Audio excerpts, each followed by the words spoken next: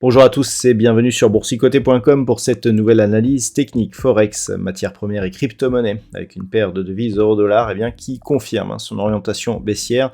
Hier, je vous indiquais ici que le rebond technique n'avait même pas permis un retour sur la zone ici des 1,0925 et encore moins sur la moyenne mobile 20 exponentielle.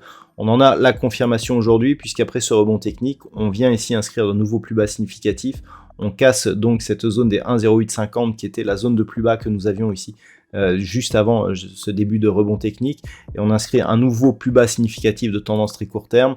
Donc on est ici dans une poursuite de mouvement de consolidation dont l'objectif se situe ici sur la zone des 1,0780. Ce sera en tout cas le cas tant que la zone ici des 1,0925 ne sera pas reprise à la hausse. Au niveau de la paire de devises livre sterling contre dollar américain, nous sommes là aussi sur un mouvement qui reste haussier. On a tenté une rupture ici de la zone des 1,2440.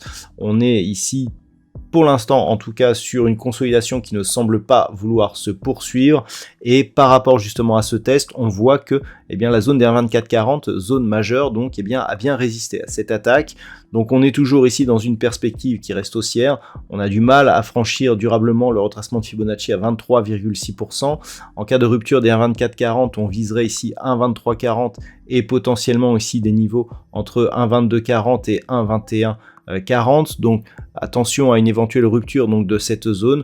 Pour l'instant, en tout cas, on se maintient dans une phase qui définit ici une zone de consolidation horizontale, et tant que l'on ne casse pas ici cette zone des 1,2440, la perspective reste haussière, avec en cas de rupture ici des 1,2610 et du plus haut à 1,2680, une possible poursuite en direction de cette zone des 1,2750.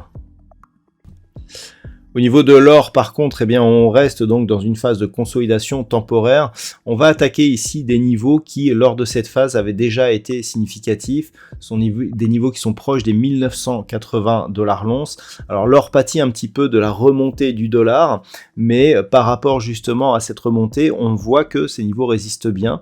On est venu marquer un nouveau plus haut historique sur le métal jaune il y a quelques jours, et depuis, malgré je dirais un environnement plus propice à une phase de consolidation, le métal jaune résiste bien. Donc nous sommes peut-être ici sur des points d'entrée qui pourraient potentiellement nous redonner l'espoir de revenir sur cette zone des 2070. Je rappelle que nous avons marqué un nouveau plus haut historique, et qu'en cas de rupture de cette zone avec si peu de consolidation, ce serait un signal de force pour la poursuite donc de ce mouvement moyen long terme, puisque depuis ici ces contacts sur la zone des 1620, nous sommes donc dans un mouvement qui, d'un point de vue moyen long terme, a validé la possible poursuite d'un mouvement haussier, puisque nous avons donc inscrit très récemment un plus haut historique.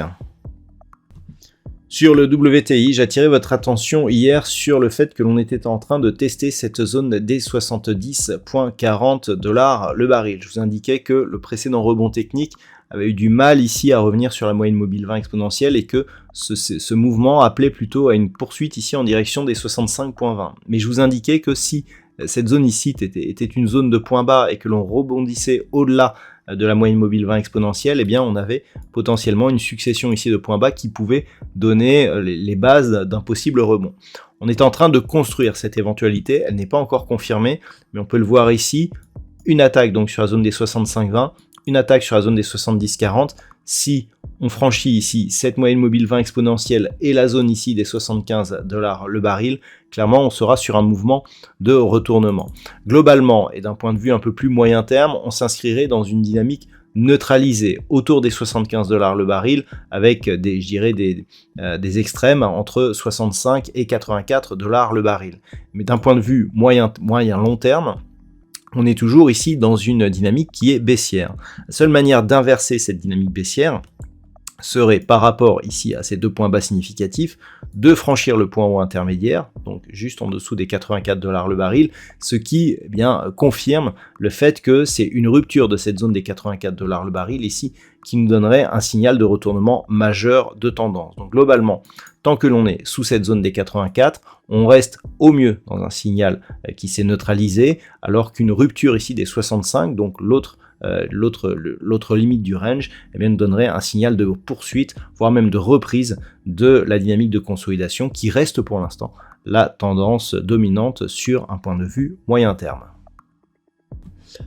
Et enfin, on termine avec le Bitcoin qui se stabilise autour de la zone des 27 000 $ pour un Bitcoin. On reste toutefois ici dans une dynamique à court terme qui est baissière.